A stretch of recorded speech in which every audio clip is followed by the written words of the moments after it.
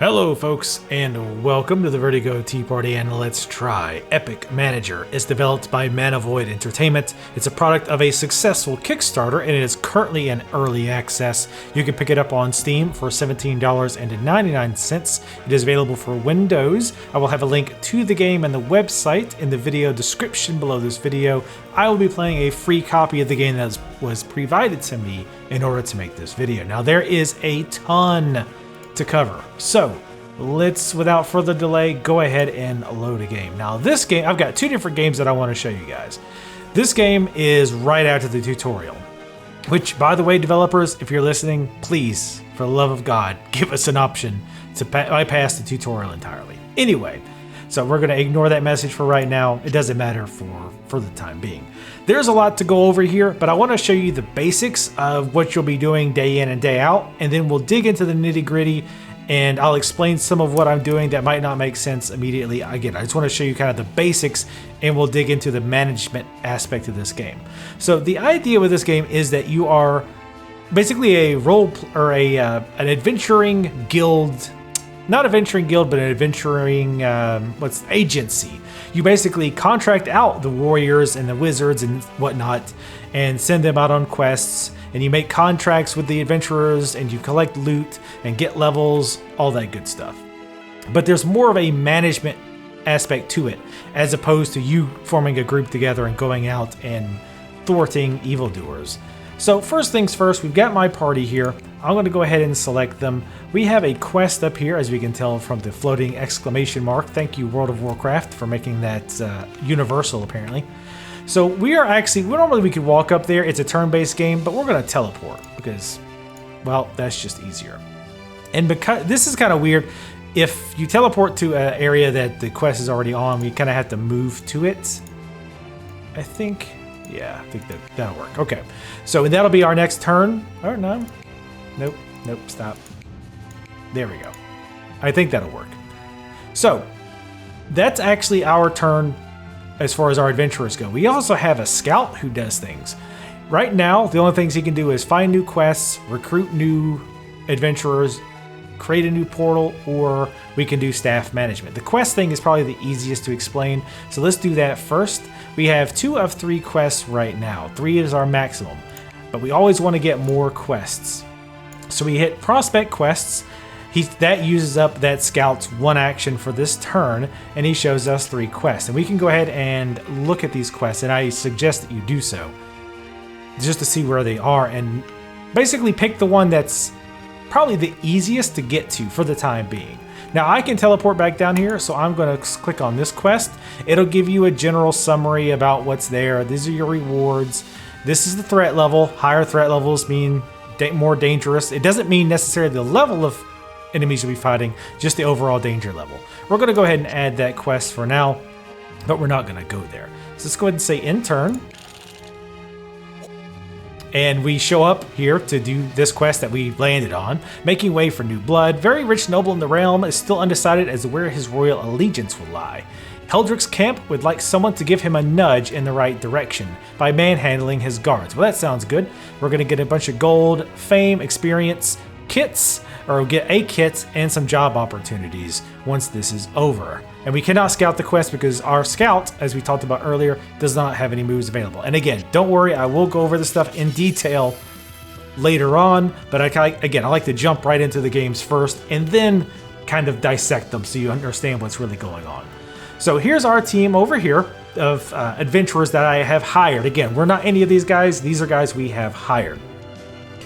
So we want to take these guys out. Now, they're not very dangerous. They're level 2. They don't have very much hit points. So we're going to easy to take them out. So 4 is kind of like, think this is your energy. They call them AP, action points. Now I can go ahead and attack with 3 action points, and you can tell how many action points it takes just by hovering over it. And I'll do that just for the heck of it. And as usual, as you expect, there's a bunch of dice rolling in the background, whether you hit or not, and how much damage you do based on your stats, their armor, etc. Since he can't do anything else, he's only got 1 action point, we're going to end our turn. Now, when you see an enemy do that, that means they're passing this turn. And if you don't do anything that turn, you regenerate 2 bonus action points per round. So that might be a strategic thing you decide to do. Now, Warlock's a little special. He has a Blood Offering, which is 0 AP, and we'll cast it on ourselves. It does damage, but next round, we will regenerate 4 additional action points. And you can hover over buffs and debuffs like this, and it will tell you what they do and for how long they will last. And with the rest of our turn, we're just going to attack this guy. And we're out of action points, so we're going to pass. You can also hit spacebar to pass your turn. This guy attacked, and we dodged, luckily. Again, this is all RNG. This is not a skill you push to dodge. Now, this guy has a protection buff, but it costs 7 AP, and we've only got 4. So we want to cast this early on, obviously. For now, we're actually going to focus, which means we're not going to do anything except pass. And you'll see we'll get a little icon next to us, which means we'll get additional AP the next round. Now, this druid, kind of the same thing. He's got a buff or a regen that he casts on the whole party. We can't cast it until we have 7 AP. We only have 5 right now, so we're going to pass. And you'll see a lot of times the first round is just passing. Not necessarily always, especially later on, but early on that can be the case. Now, this guy's turn again, based on, again, some random rolls and based on their initiative and some other stats that we'll look at later. So we want to cast Nature. We can either click on it or click 3. And the enemy or the characters you can cast it on glow.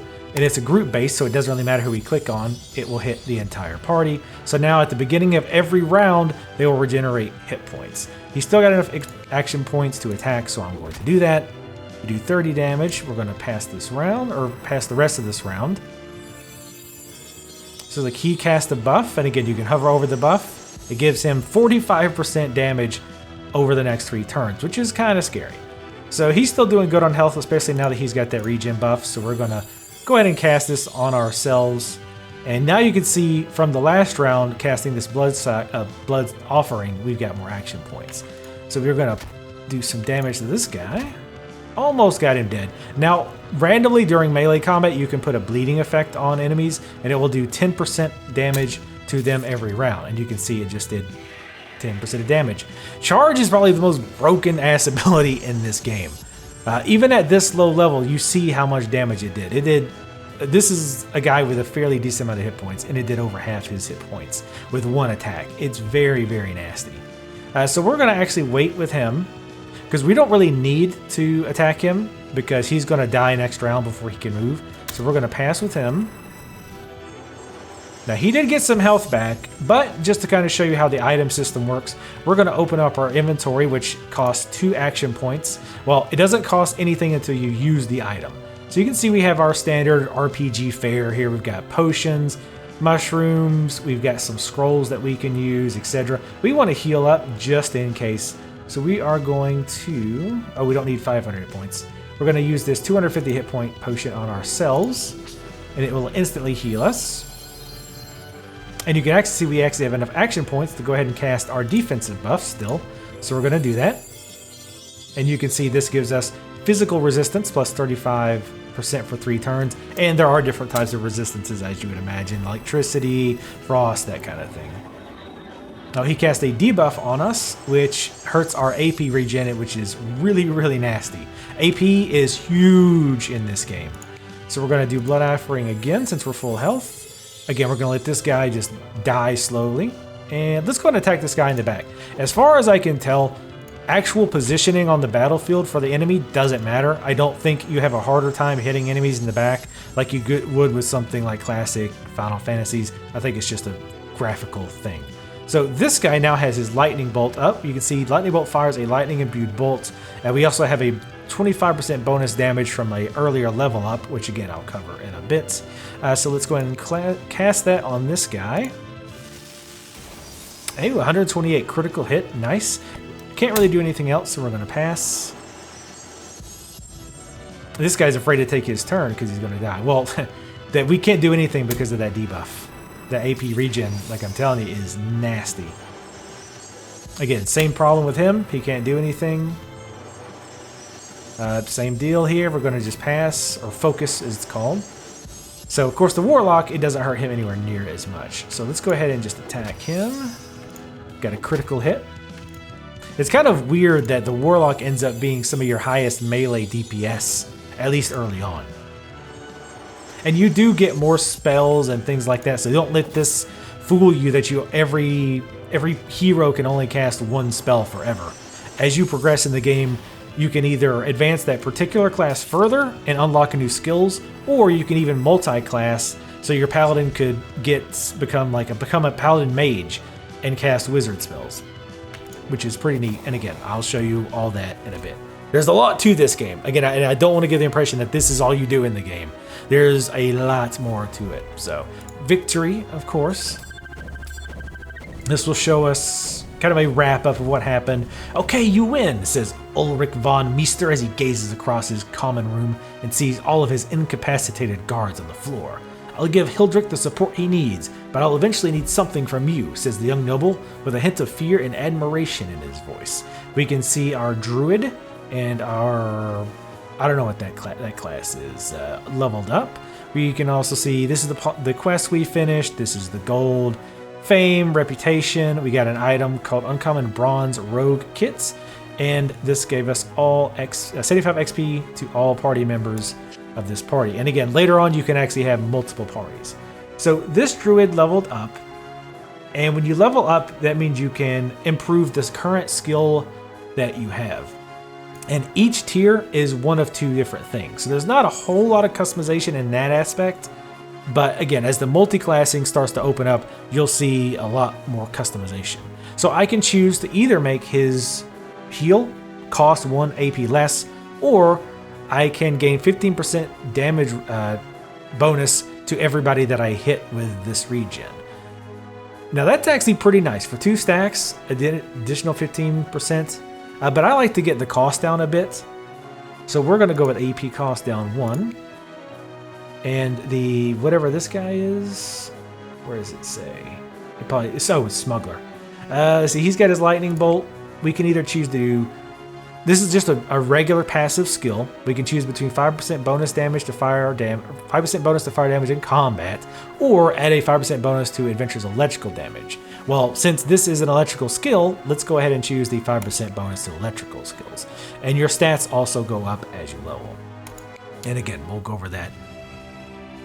Let's go over that. Let's actually do one more round of scouting and questing and whatnot.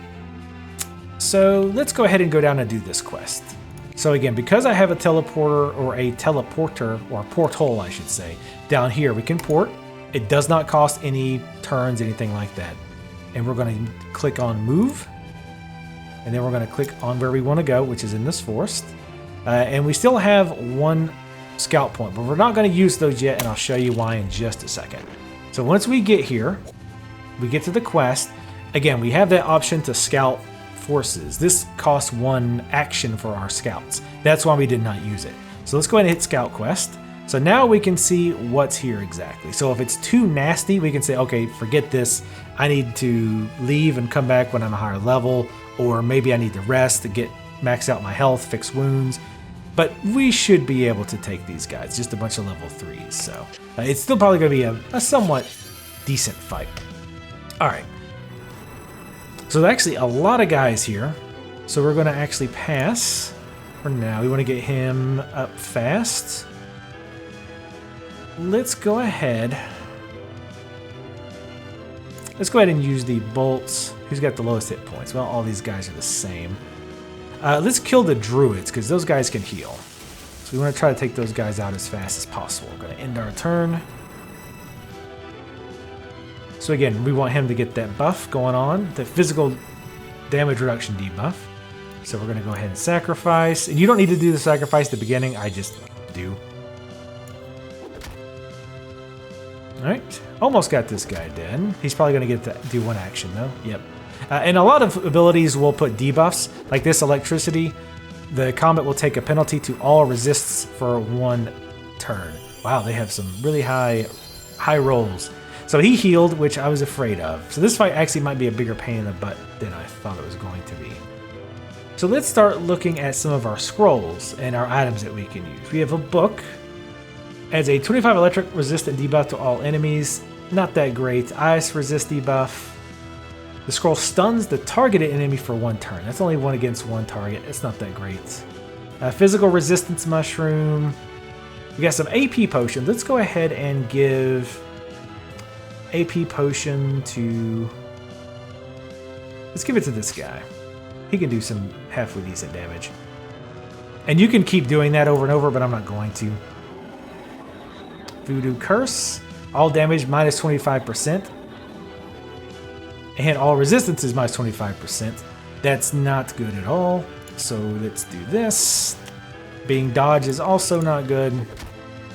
Some of these fights, one issue I do have with this game is it can be very, very RNG dependent.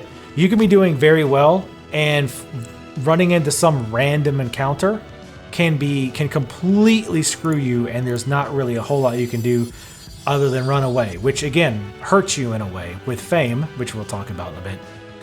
But it's very RNG. Like this build or this group setup against ours is super, super ugly.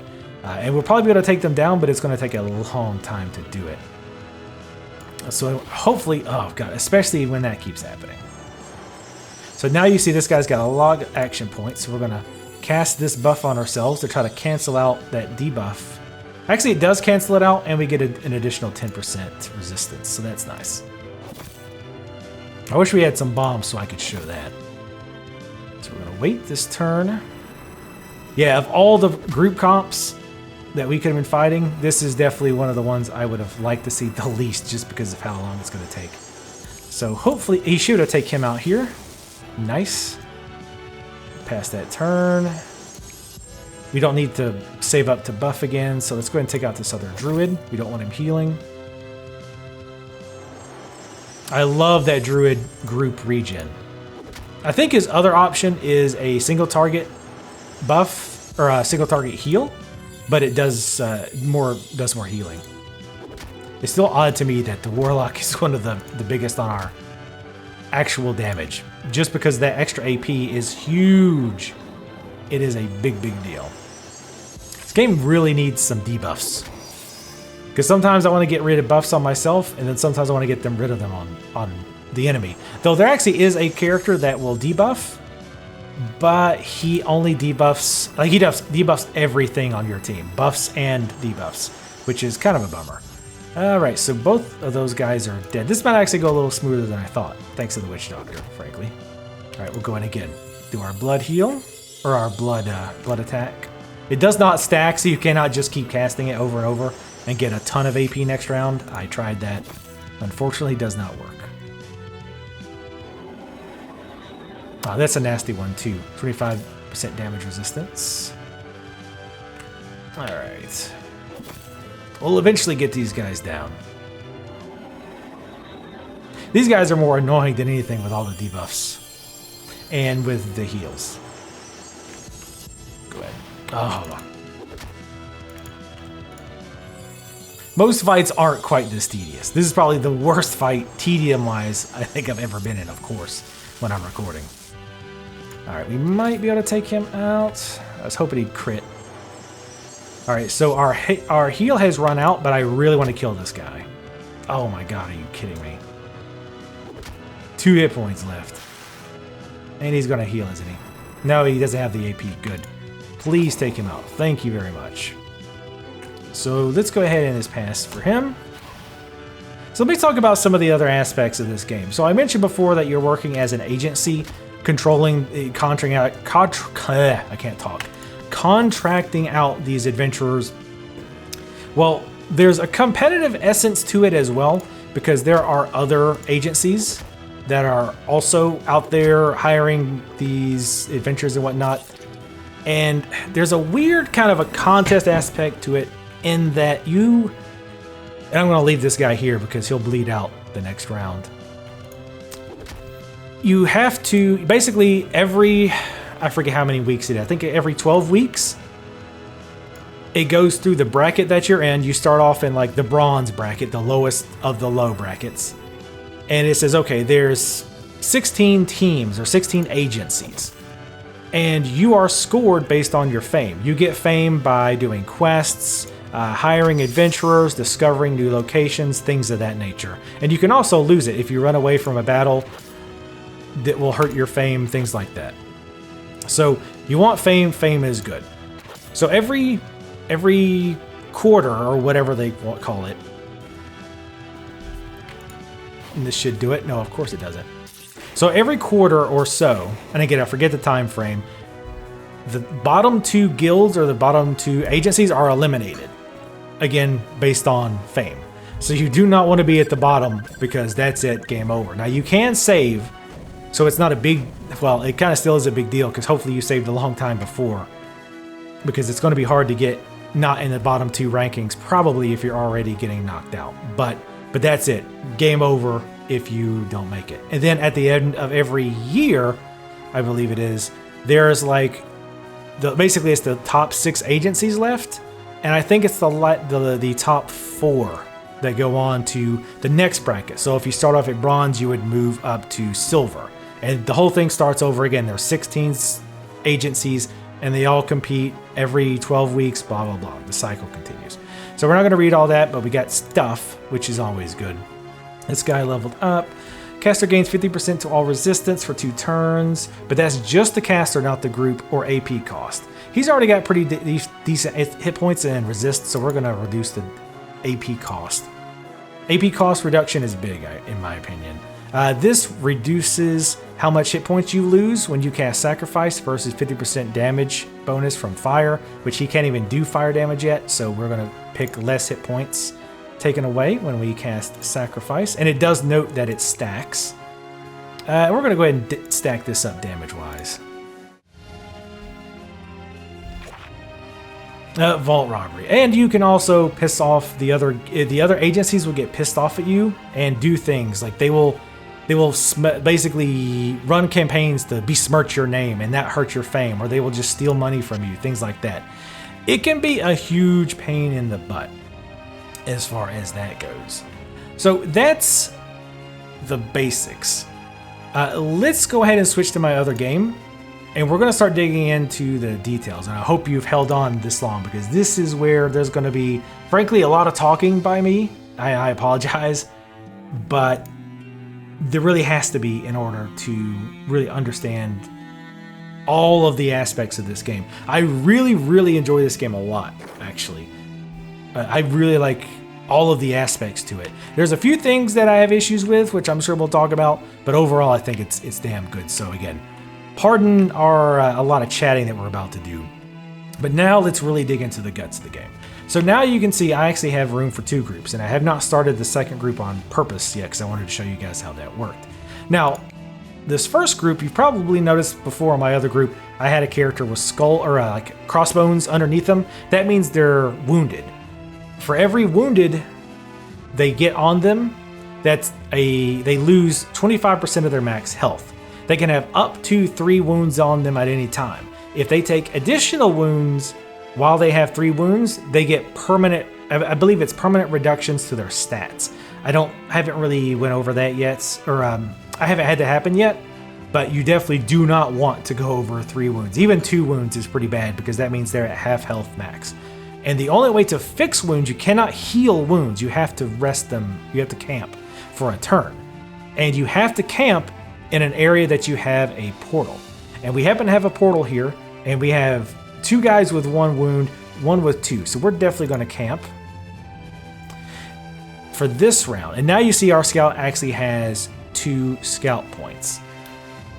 This round, let's see, we have 2 of 5 quests. Now, one thing I have found in this game is you really, really want to try to get quests that are as close to a portal as humanly possible.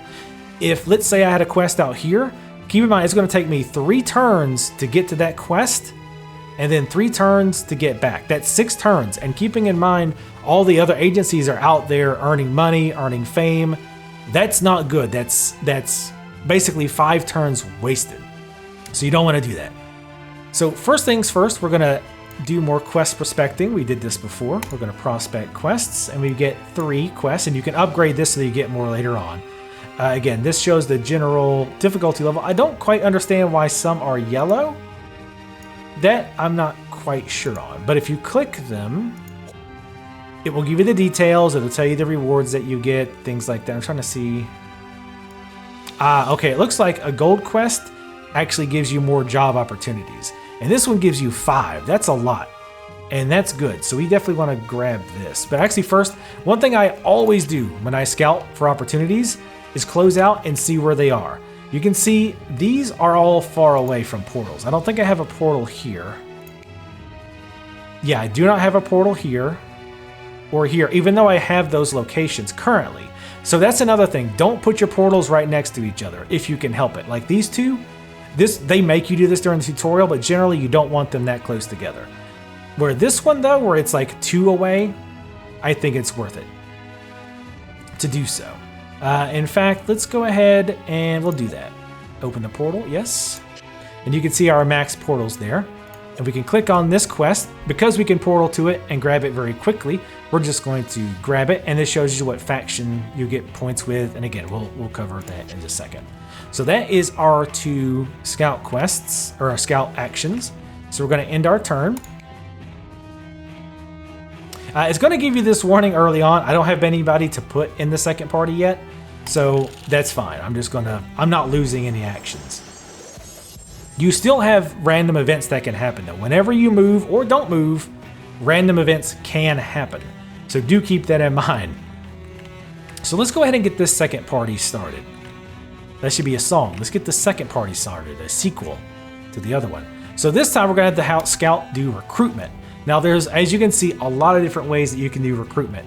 A lot of these are limited by your guild, I keep saying I want to say guild, your agency's level, and each one costs more money, but you get better results. So for example, this street scouting, it's free.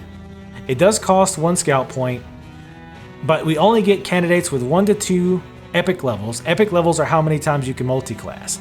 So if a character has 3 epic levels, you can have 3 different classes on that character. If they only have 1, you're stuck with 1 class all the way through. And this shows the level range that he can recruit, which is level 1. At the stage of the game that I'm at, you don't want level 1s.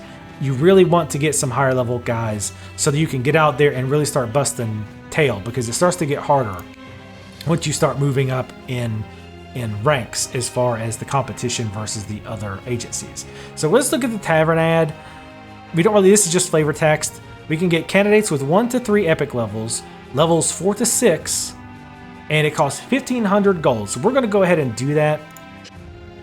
I might not normally do it if I was playing, but I want to show you kind of the higher end levels. So we can get up to 3 guys. Again, this can be upgraded, but by default, you'll get 3 characters, and it's random who you're going to get. So this guy is a monk. We can see his skills, and you cannot change the skills. This is what they already have. So he's got a defensive stance, and you can also see he's got several upgrades that he's already done. So you can kind of look at their skill trees. This is how much money that they want. We'll go over that in a second. And then the overall stats. This is just flavor text. He has 1 negative trait and no positive traits. He has he does 10% damage less against gnolls. And this is just his general stats, dodge chance, critical stance, or critical chance, things like that. And this is the stats. I'm not going to go over all the stats. In a nutshell, it's fairly typical RPG stuff. More strength makes you hit harder. More book smarts makes you cast spells that do more damage. Things like that. So let's see. We're just going to hire them all, just because I want to kind of get these guys as quickly as possible, because we do have a lot to cover. So this is the negotiation part of hiring new adventurers. Right here, by default, 104 is the salary he's asking for. If we accept it, as you can see when we hover over, we have a 100% chance of hiring this guy right now. And this will show you how much it's going to cost us. 2,400, basically 2,500 gold over the duration, which by default is 24 weeks. We can also do a signing bonus, and we can also, let's see, what does this one do? Every agency has 1 adventurer that will be trained harder than the rest. Option can be unlocked. Okay, I don't even have this yet. Basically, you can make them a champion so they gain experience faster. And this is to lock the contract. This is so that you can't fire them. Like maybe you find somebody better, like you find a better monk. Normally you can just fire that person and you don't have to worry about losing the money for the rest of their contract.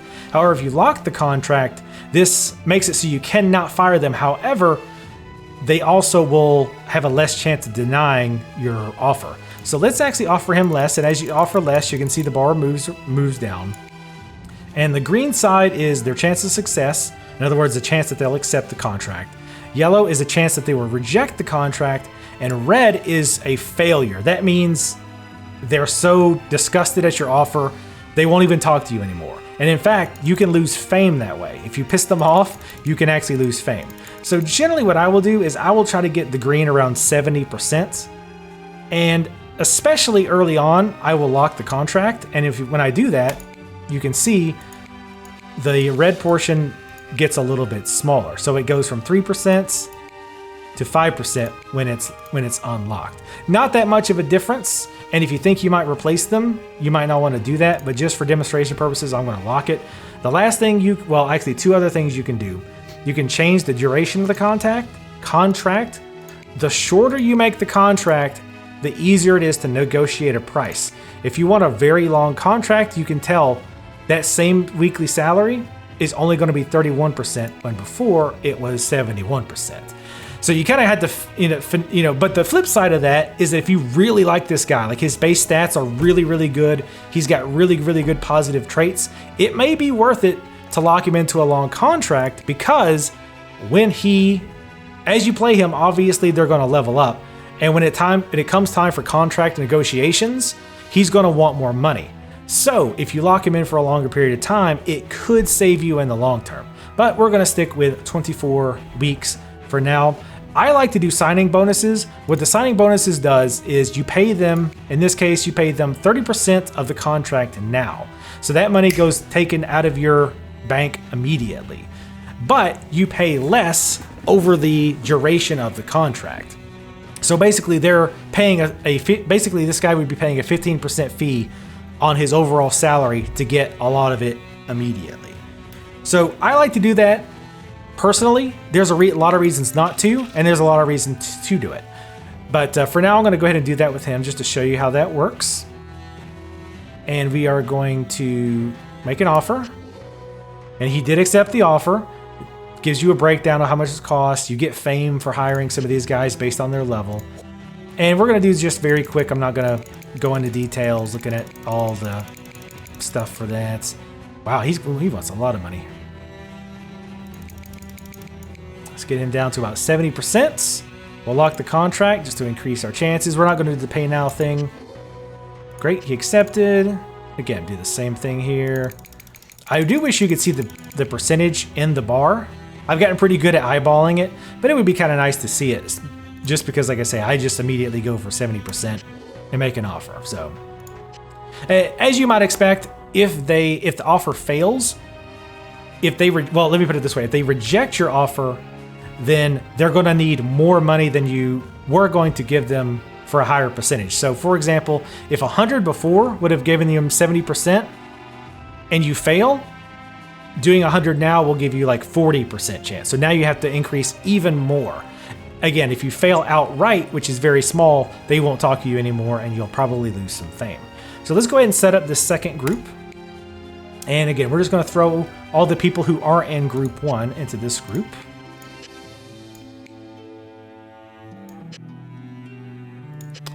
And we're going to select it. And now we can choose where to deploy this group. Now, we've only got 3 of 5 quests. So let's grab some more. Actually, did we do that already? I think we did. No, we did the hiring. So actually, there's a quest up there. What level is this? Well, this is level 2 danger level. These guys are level 6. That's a little high for that level. That's areas of pain in the butt to get to. Let's go ahead and just prospect for quest. I want to see if I can't find one that's close to a portal and relatively low. Level 2. We don't have a portal over there. Let's just go with this one. And we will go ahead and you can tell the blue question marks are ones that are quests that you have not accepted yet. That one's fairly far away. So let's pick that. Because I think I can portal over there. So that's all of our scout points used. So let's go ahead and end turn. Oh, that's right. We got our other party that I completely forgot about. Since this guy, our warlock, you know what? Let's have him rest because you guys understand the basic mechanics now. Wait, how is they? Oh, we haven't deployed them yet. That's why. I said yeah, we're gonna deploy them here. And now we'll have them camp.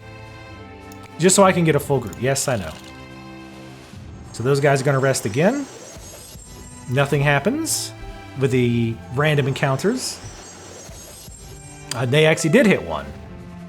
And there's a decent amount of these random encounters, and it's pretty cool because depending on who you have in the party, sometimes you'll have additional choices. So for example, if there is a church that's on fire, and you have an option to try to save them or not, if you have a paladin or a priest in the party, they're going to be more likely to say, hey, we should rescue this church. Or, oh, hey, I know a place where we can get some water to put the fire out. So that you have additional options on how to deal with the encounter, which is really cool. So let's quickly read through the description here. Parties cheerfully walk down the road as they approach by an eccentric woman. Her clothes are more a collection of rags. Her hair is wild and her eyes fierce. I've made a new healing potion. It's made with cheap and readily available ingredients. The realm needs such a discovery. Would you be so kind as to test it for me? For compensation, of course. Well, of course, since we're just testing and we expect everything to go wrong, let's try it. Why not? Let's drink this random potion from this lady. She says, upon taking the potion, the adventurers seem fine until one of them kneels with intense cramps. Oops, that was bad. Please let me compensate you further. Looks like there's still a bit of work to do, says the lady, adding a few more coins to the bag. Another one of the adventurers seems to feel a nice fiery sensation in the body. So here are the effects of the encounter. And again, this is random, so this could have went another way. I don't think just because you run into the same situation, if you just say yes every time, different things can happen. Again, there's an I keep wanting to say RPG. There's an RNG element to it. So we got 350 gold, which is more than we would have got if the encounter would have been quote unquote successful. Let's see, this guy got 15% resistance bonus to fire attacks, but he also got 1 wound. So we're okay with that. That was an overall good trade. 1 wound for some gold and a fire resistance. I'll take it. So let's go ahead and go to recruitments. Again, we're gonna do another tavern ad. Well, you know what? That's actually really expensive. You know what? No, that's actually gonna make us broke. So let's go ahead and do this. And we've already got, this guy is it's another monk. Geez, giving us a lot of monks. I don't know why that is. Witch Doctor. Doctor's ritual channels the souls around him in order to heal himself and his friends. Let's go ahead and hire this guy. I don't think I've ever had a witch doctor. So again, we're gonna negotiate, get him down to about 70. And we're not gonna pay now, we're just gonna, he refused, we didn't fail, he just refused. So now you can see that same amount is only 53%. So let's lock in. So you also have a salary cap based on the level of your agency. I don't want agencies so hard for me to remember. And you can see the total cap here. So let's go ahead and just try it. We have 53% chance. Nice. Thank you for actually working just for demonstration purposes.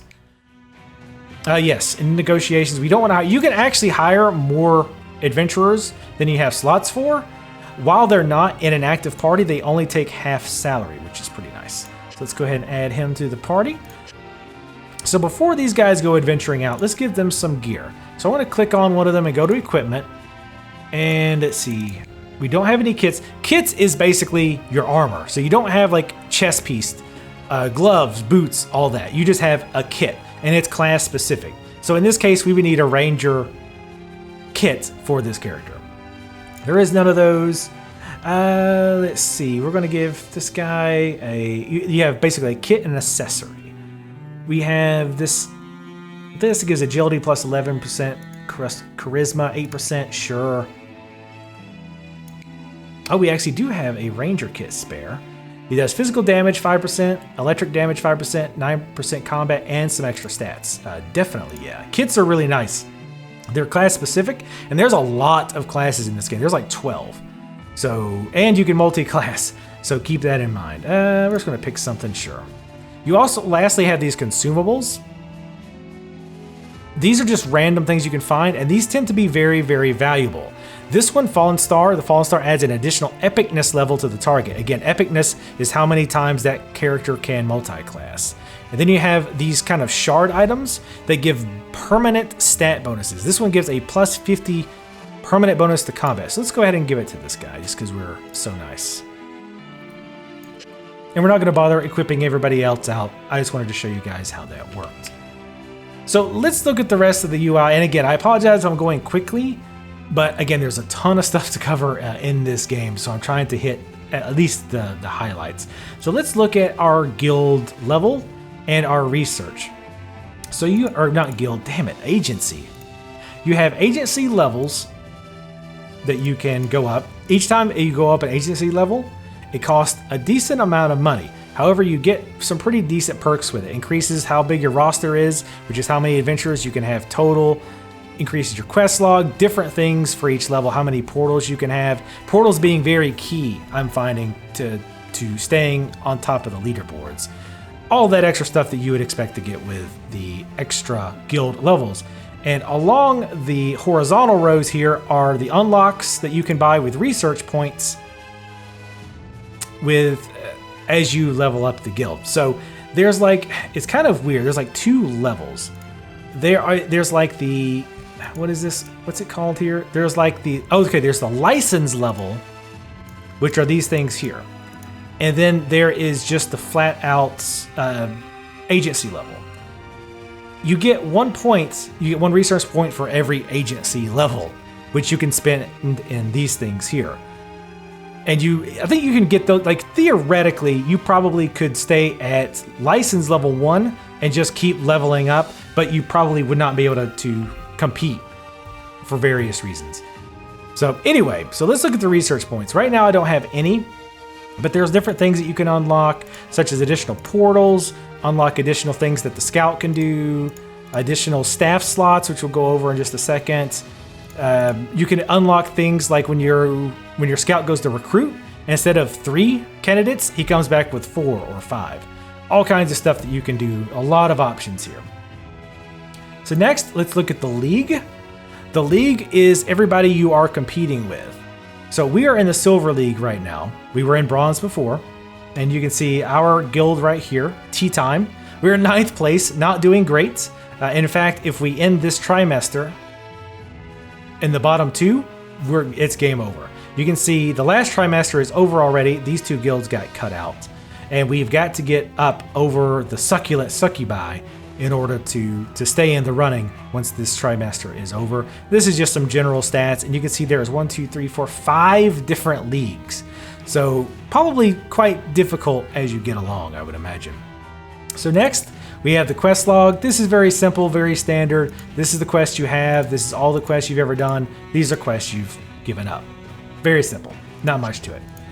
The roster, again, very simple. It just shows you all your heroes. One thing you need to keep in mind, you can't put things like equipping your party members, forming the party, things like that, all have to be done in a town that has a portal. So keep that in mind. But overall, this is just your general roster again. Just gives you what they're wearing, stats, all that. Everything you'd expect. This is our party management. Again, shows you our different parties that we have. I think you can rename that, can't you? No, I guess you can't. I think you can rename your heroes. I think I saw that in the patch notes. Yes, you actually can. You can give them a first and last name, which is awesome. I love that. Hopefully you'll be able to name the parties themselves eventually as well. But again, this is just general party management, as you would expect. This is our inventory. Basically, all inventory goes into one gigantic pool. So if party 1 gets a healing potion, as far as I can tell, party 2 can use that same healing potion in a battle. Again, however, if you want to put on actual gear, you need to be in a city that has a portal, I believe, as far as I can tell. And let's see, this shows our current agency level, not the license level, but the agency level. This is our resource points, which is 0. This shows our ranking in the league. We're 9 out of 12. This shows how much fame we have. This is how many quests we have, 5 of 5. In other words, we have 5 quests and we cannot get any more. this is how many adventurers we have on the roster. Again, we've got 2 parties. Each party can hold 4 people, which means 8, but we have 1 extra slot if we do want to hire somebody and have them sit on the bench, just in case. This is our overall salary cap. This is how much money we have now and how much we're going to lose after next turn. This is how many portals we have versus how many we have max. This is every few weeks, there's a new god that's in favor or whatnot, and characters who follow that god get bonuses to damage and maybe defense, but I'm pretty sure damage. This tells us what week and trimester it is. This is just our general menu.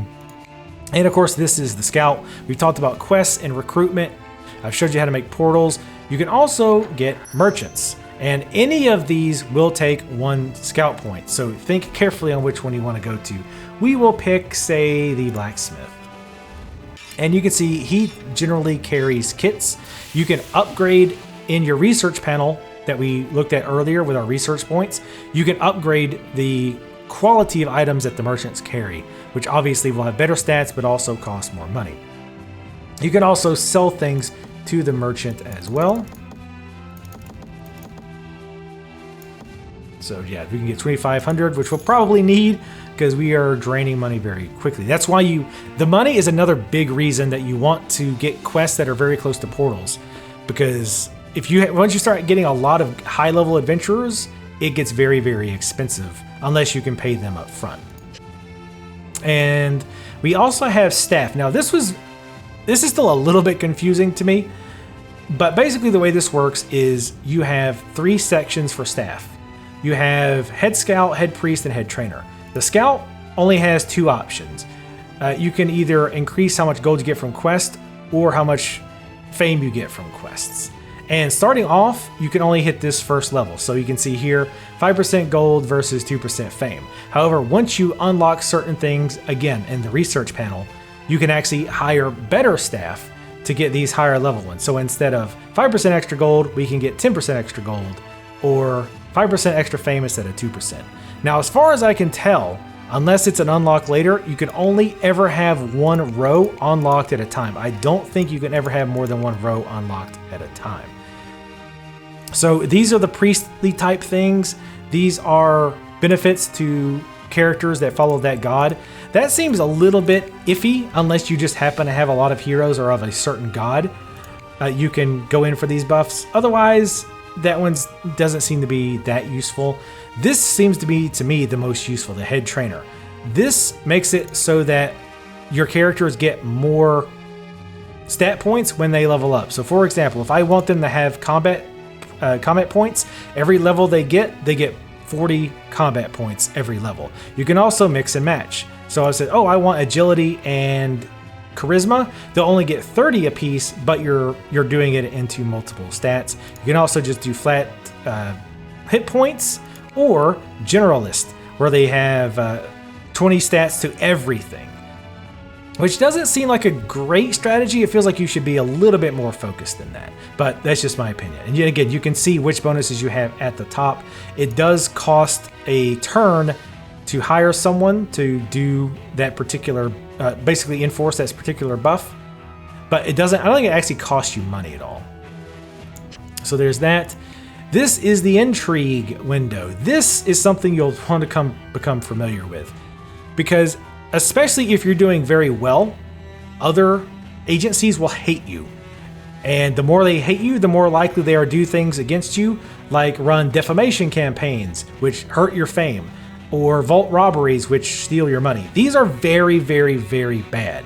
One thing that I find questionable about this game is that theoretically, it's 10 teams going against each other at this point, for example. However, it feels like it's basically 9 versus you, the player, because I don't know if these other agencies are running defamation campaigns against the Godless Paladins. Are they actually doing that?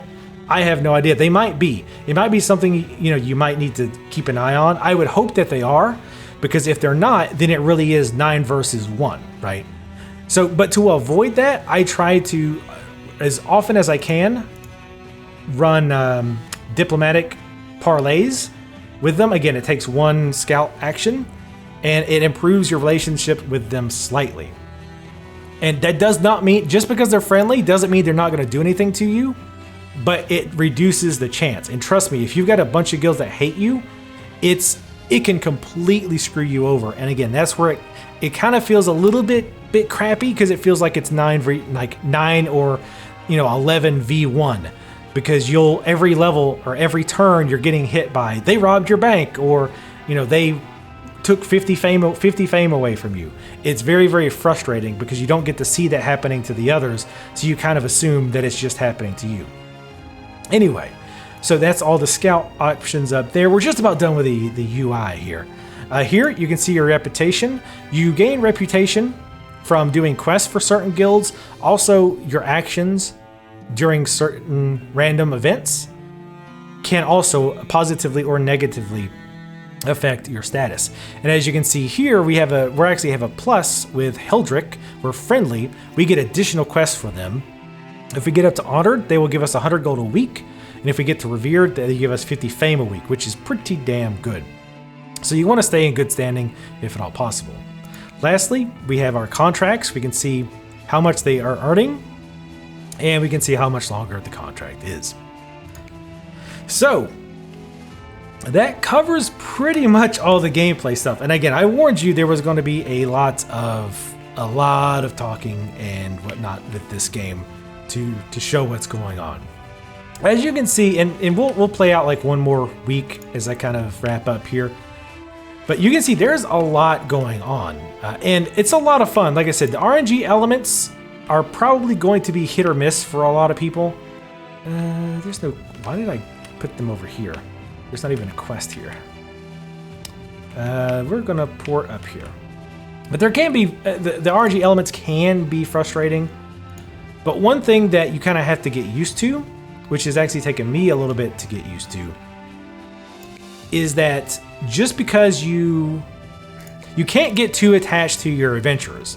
Sometimes it's worth sacrificing them to win a battle, right? So like, for example, off camera, I ran into a case where, I don't know why it's saying these guys aren't doing anything, or are they? Okay, good. You can run into a case where, off camera, sorry, I keep getting distracted. Off camera, I ran into a situation where my party was grossly outmatched. And it was like, well, I could lose a few guys, but if I win this match, because I'm so grossly over-leveled, or grossly out-leveled by the enemies, I'll get a ton of fame. And I lost like 3 of the 4 members of the party. However, I went from like next to last place on the agency boards to number 1 with 1 battle, because it was such a huge amount of fame. So you have to kind of keep that in mind, because you tend to get attached to these characters, and you have to be able to just say, you know what, you're asking for too much money, or I need to sacrifice you for the greater good, aka my own good. Sorry, goodbye. All right, so here also you can see some of the multi-classing. This guy is actually a druid mage, and because these guys are fairly low level, we're gonna cast Arcane Nova and nuke the hell out of them. Of course, this guy dodged. I'm gonna pass. They keep shocking the hell out of this poor guy. And we'll see, I wanna show you charge, just how broken it is. Against this 240 hit point guy, and of course he dodges, because why wouldn't he? We're gonna wait and save Hellfire. That's another Warlock with a different skill. Ice Caltrops. And the funny thing is, man, this guy is a dodging machine. What's funny is some abilities look really terrible when you first get them. Like Ice Caltrops, I'm like, these are awful. Yeah, they hit the entire team, but they don't do any damage. But as I leveled it up, I got much better. As you can see, now it costs 1 AP less, and it has a 25% chance to stun. Stuns in this game are huge. And you can see this guy actually hit him. So he's actually going to be stunned for the next round. Let's try charging him this time. Dodge now, jerk.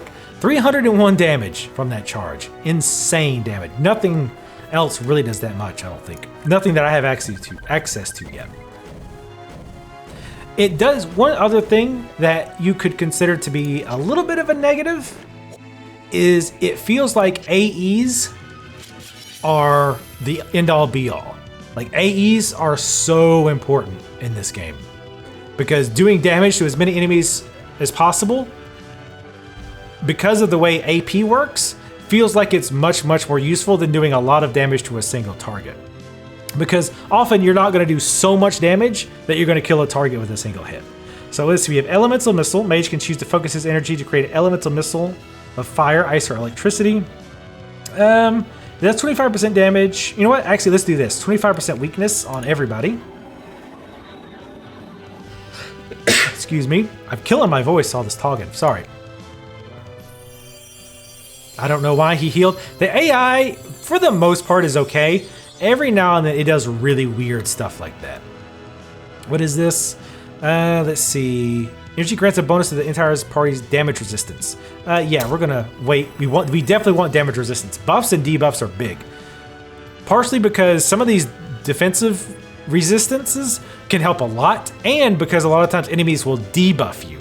And you do not want a 35% extra damage debuff on your party. It is not pleasant. So let's see, blind fire. We'll go ahead and wait again. Again, it's not unusual for the first round to be a lot of ouch focusing. I think that guy has an attack. Oh, and here's one other thing that sucks. Okay, so here's one thing that's a little bit crappy. Again, RNG can completely bone you in this game. So you definitely want to save often and probably in multiple slots. So you see there, that guy when he first got hit, he got dropped below 0. He went into mostly dead. When a character is mostly dead, you can still heal them and they'll be fine.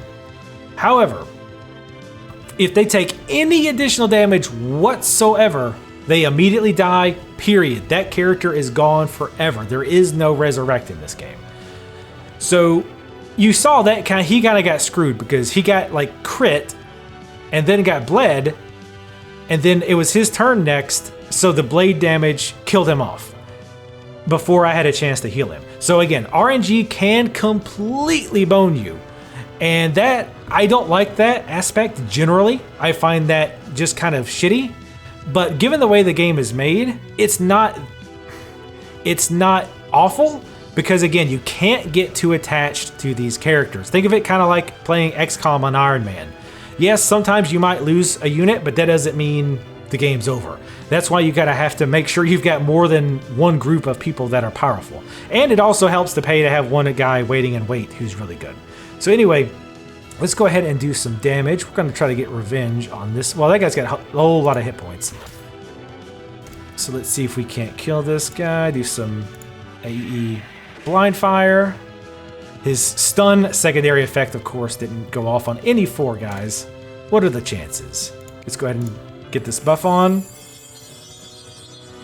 And go ahead and get an attack in on... Actually, let's go ahead and attack this guy. He's got the damage debuff on him. I didn't notice that it fell off of him. Alright, so... We'll go ahead and focus with him so he can do the arrow attack. Oh, one other thing about wounds. So I talked about wounds a little bit, but I didn't talk about how you get them. Wounds are kind of random. If you take a lot of damage at once, you can get a wound. That's usually where you'll get your wound. And again, that's kind of where the RNG effect comes in. Honestly, most of my wounds, come from random encounters where I pick the wrong option. So let's see. Let's do ice. Actually, let's do fire because that can put a debuff on them. Fire damage, or it can just blow them out of the sky. He wasn't in the sky, but you get the idea. So we don't need to save up for his buff again. Let's go ahead and attack him because he doesn't have the physical resistance buff on. So after this fight, we're going to wrap up. I'll give my overall thoughts, etc. And again, I apologize this video has been so long, but again, there is just a ton to cover as you have seen in this game. Let's go ahead and do this. I'd almost want to wait. How many AP does this guy have? Oh, he's got 0 AP. Never mind. I was going to say wait and let the ranger do the defense debuff. Oh my god, they both dodged, of course. To do the damage debuff on them, but he wasn't going to be ready to go. Alright, so let's go ahead and wait on him. I want to get that elemental stuff going, because that does some really good damage. And it ignores their physical resistance, obviously. So let's go ahead and we're gonna burn this guy. Oh my god. Luckily, we can cast it again. I was gonna say, if he dodges again, and now he's also got a fire debuff on him, which will do damage each turn. Let's see if we can't finish him off, though. I want him dead. Look at that. Physical resistance, 75%. That's insane. I've actually seen a buff, physical resistance plus 100%. In other words, they took no damage from physical at all. Hopefully they nerf that, because that is asinine. That is way too good. Come on, fire damage. Yes. Good. The fire damage finished him off. And let's just go ahead and kill this guy. And again, we'll wrap up once we're done. Focus. Focus again, just for the hell of it.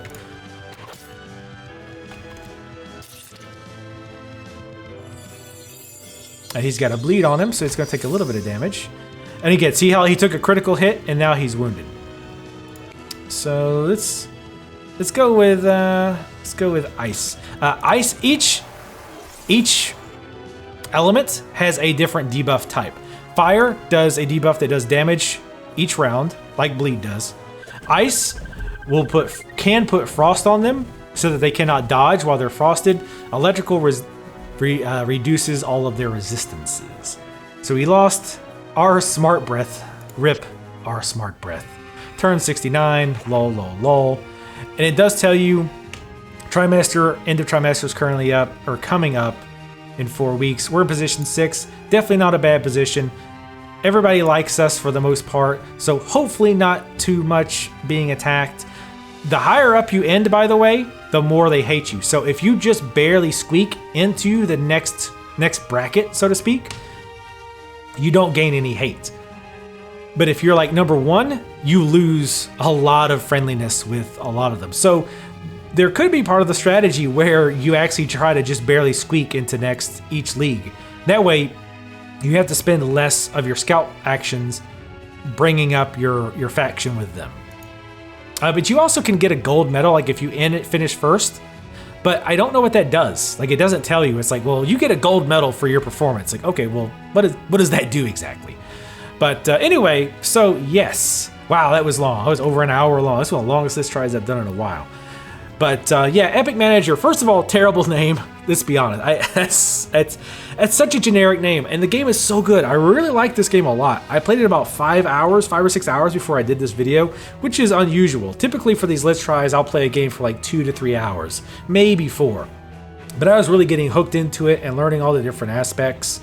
I like this game a lot. I think this game, even right now, early access, with what's in the game right now, if development stopped today, as long as you can progress through the leagues, and that's not blocked off due to early access or anything, I think it's easily worth the $18. Easily.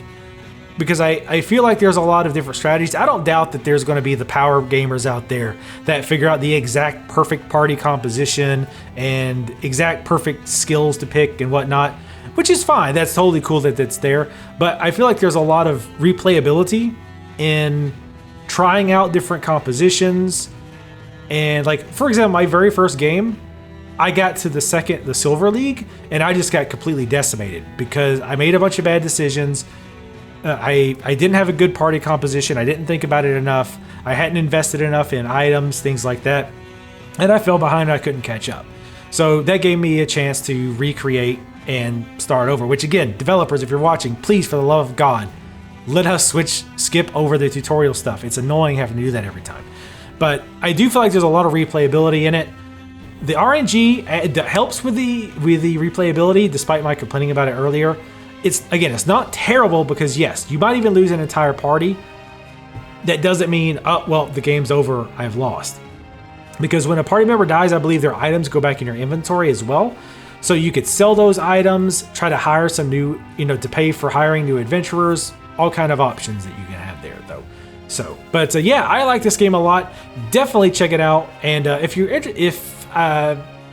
check it out, I want to hear your comments in the comments below, or just general comments about this video at all. Leave your comments. Also, if you'd like to see more games covered like this that you may not have seen before, make sure to follow me on YouTube. Also, make sure to follow me on Twitter, and I will see you guys next time.